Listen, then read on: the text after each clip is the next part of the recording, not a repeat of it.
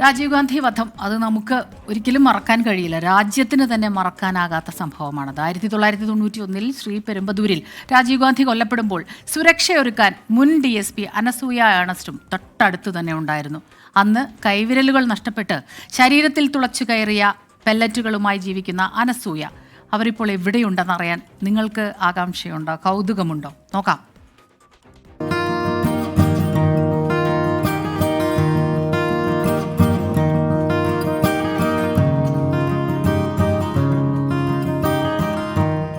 ചെറുപ്പത്തിലെ പോലീസുകാരിയാകണമെന്ന് ആഗ്രഹിച്ചിരുന്നു Anasuya Daisy Ernest.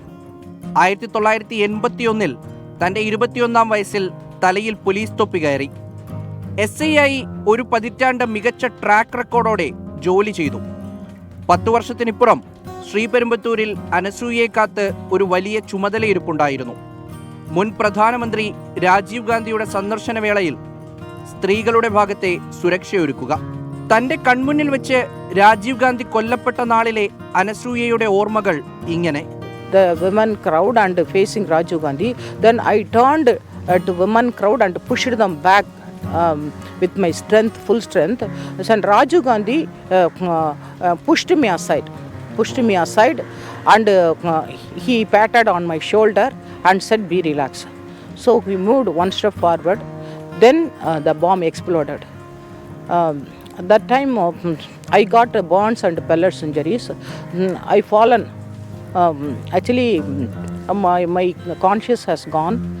So I didn't know anything about the incident that time. വിരലുകൾ നഷ്ടമായി ശരീരമാസകലം പെല്ലറ്റുകളുമായി ആശുപത്രി കിടക്കയിൽ കഴിഞ്ഞിരുന്ന അനസൂയ 3 ദിവസം കഴിഞ്ഞാണ് രാജീവ് ഗാന്ധി കൊല്ലപ്പെട്ടതായി അറിഞ്ഞത്.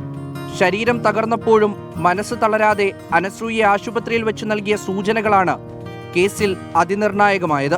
The CBI and other CBCID officers inquired when I was in the hospital.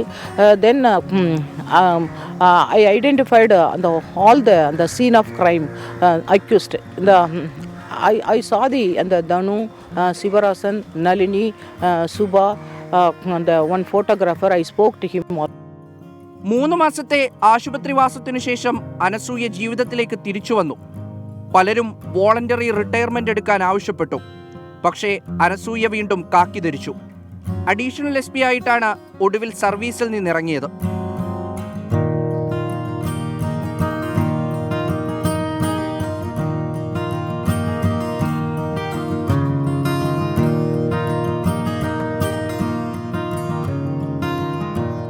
ഇന്നും LTTEയുടെ വധഭീഷണിയുമായിട്ടാണ് അനസൂയ ജീവിക്കുന്നത്. രാജീവ് ഗാന്ധി വധക്കേസിലെ പ്രതികൾക്ക് ജാമ്യം ലഭിച്ച ദിവസവും ഭീഷണിപ്പെടുത്തി ഫോൺ വന്നിരുന്നു. ജീവിതത്തിൽ കാണാൻ കഴിയുന്ന ഏറ്റവും ഭീകരമായ കാഴ്ച കൺമുന്നിൽ കണ്ട അനസൂയയ്ക്ക് അതിലൊന്നും ഒരു കുലുക്കവുമില്ല. ക്യാമറമാൻ ശ്രീകാന്ത് ഗൗരീശപ്പെട്ടതോടൊപ്പം മുഹമ്മദ് റഹീസ്, 24, ചെന്നൈ.